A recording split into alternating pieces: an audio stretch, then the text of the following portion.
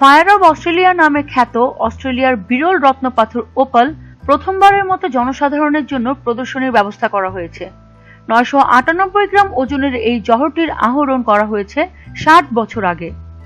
এটির বর্তমান মূল্য $6,75,000।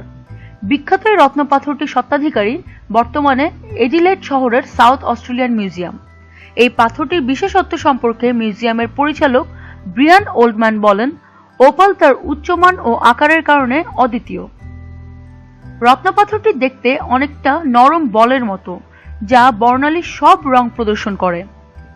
ওয়াল্টার বার্ট্রাম নামের একজন খনি শ্রমিক 1946 সালে ওপাল পাথরটি কুবার পেটি থেকে আহরণ করেন। ওপাল পাথরের শহর নামে পরিচিত কুবার পেটি অস্ট্রেলিয়ার এডিলেড থেকে 846 কিলোমিটার উত্তর পশ্চিমাঞ্চলের মরুভূমিতে অবস্থিত একটি ছোট্ট শহর।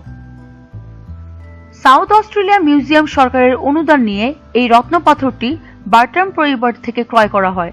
28 ফেব্রুয়ারি পর্যন্ত এটি জাদুঘরের হল ঘরে প্রদর্শন করা হবে। এরপর এটি জাদুঘরের স্থায়ী ওপাল সংগ্রহশালায় রাখা হবে।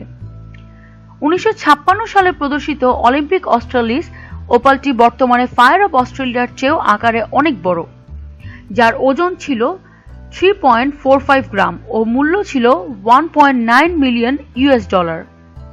নিত্য নতুন এসব খবর আরও পেতে চাইলে আমাদের সঙ্গেই থাকুন এবং সাবস্ক্রাইব করুন।